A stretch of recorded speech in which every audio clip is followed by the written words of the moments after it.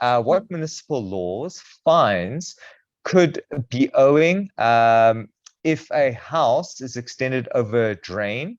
What are the dangers, the fines, and is there any way to remedy the situation? And wow, there we go. Wow. Yeah. Wow. Yeah. So, Yeah. Bruno, I suppose when you saw the question and the photo, you were also like, sure, Tandeka, Yeah. this is something. It's, And yeah. I feel like I lost a bit, and that's why I'm getting this question to answer. Because, Tandeka, I really am not even almost trying to make light of this situation. But the reason why Bruno and I both have our shocked faces and why I said I really don't want to answer this question is from what I can see. Now, I am severely under correction here because obviously I don't see any plans. I have no idea. All I have to base my answer on is this photo. And I almost feel like this is one of those photos that you will receive in an exam paper and they like want you to figure out what's going on here. And from what I can see, and Tandeka, I want to make it clear that I am basing my answer on your question and on this particular photo. So from what I can see, there seems to be a stormwater drain. Stormwater drains are usually on the outskirts of your earth. And a stormwater drain will every single time be outside of your building lines. I have never seen a plan, and I have been doing exclusively property law for very close to 15 years. So I have seen a plan or two in my life. I've never seen a plan which will allow a building line to cross over a stormwater drain. And Bruno, I think you're going to give me a nod on this one as well. But last week when you and I spoke about the property in Belito that's built over the water line, the thing is, it's not something that can be remedied. It's not a thing where you can go to the municipality and say, but municipality, I now have this property. It is over a building line. Can you please change your building lines? That's not how it works. It works the other way around. Your town planner comes in, does the earth layout, and then your building limitations are based on that. So it's not something that can change after the fact. Obviously, a few things can change, but once there's actual building on the property, you can't just go back and be like, oh goodness, can we change the building line? This, Tandeka, is a very, very, very risky situation. Stormwater drain, if there's a blockage lower down the line, unfortunately, you are going to end up with flooding. Personally, I would not live in a property like this for the risk, not just to your personal property, but actually also somebody can die because of this. So it's not just a threat to stuff, it's a threat to life. Because if there's a blockage and you do have a storm, unfortunately, this is the first place where you're going to start seeing flooding. So you have a very high flood risk. Now, first off, in purchasing a property, if you walk into a property and you see this, please, please, please don't buy it, because you can't remedy this. The municipality is not going to fine you for something like this. The only answer to a situation like this is unfortunately demolition.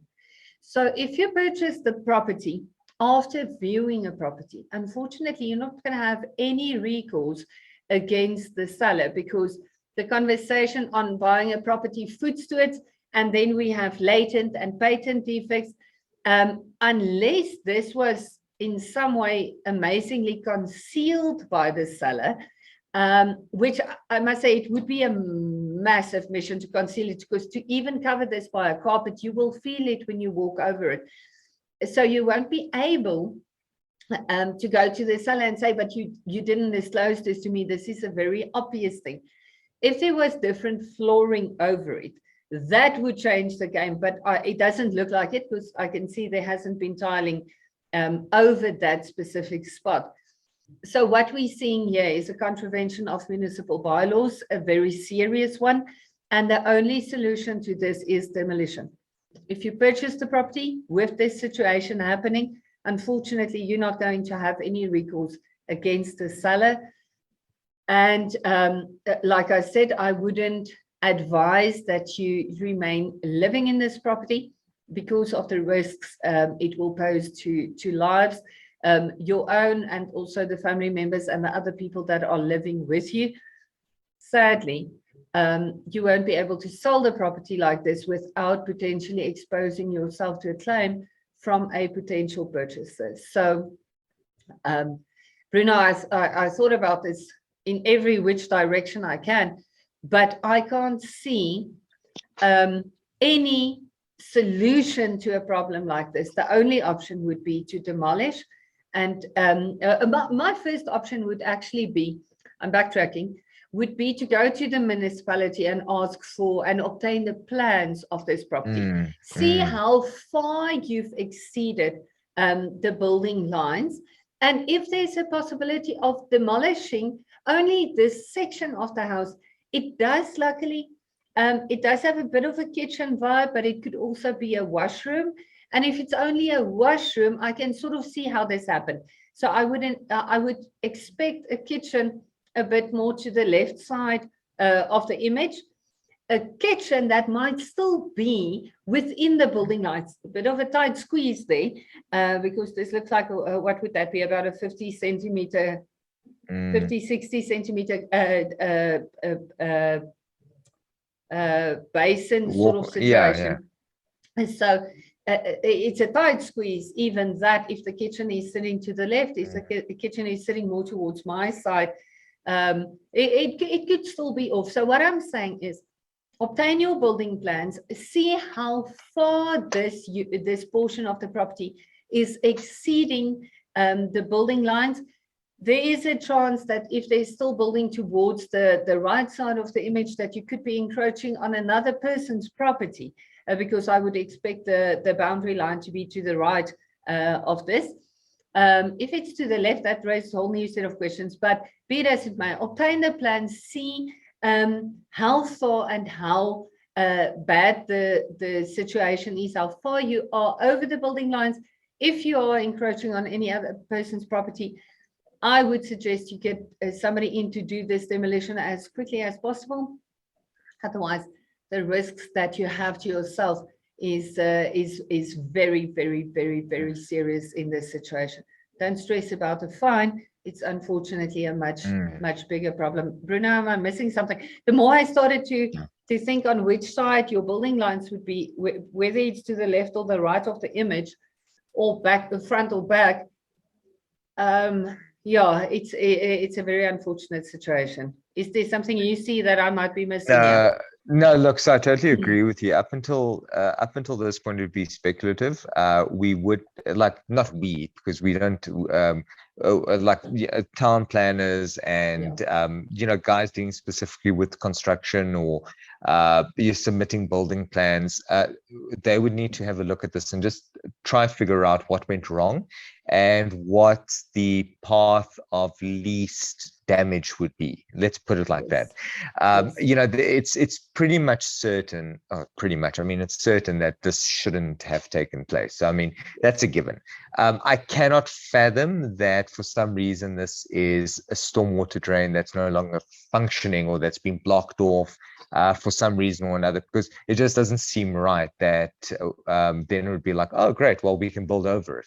There'd be more to it. So now it's more a question of how do you approach it? Get somebody in and say, what of the structure could be kept? What needs to be pulled back? What are the risks of having it there? It is obviously unlawful. So we know that if the municipality were to get wind of this, it's going to be an issue. And selling this property is going to be virtually impossible, because no purchaser is going to feel comfortable. Just visually seeing this puts a person off, even if it is a question of, I've reduced the purchase price by 200,000 Rand in order to afford you the room to demolish.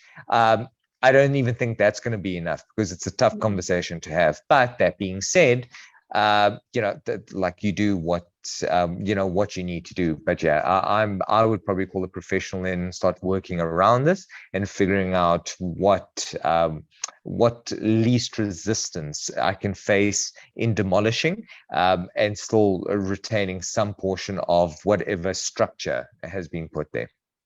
Exactly, Bruno. Sorry, I grabbed my glasses and now the image looks slightly different. I'm quite sure the house is to the left because that window to the back seems to be, so I would expect the boundary line to be to the right of the image.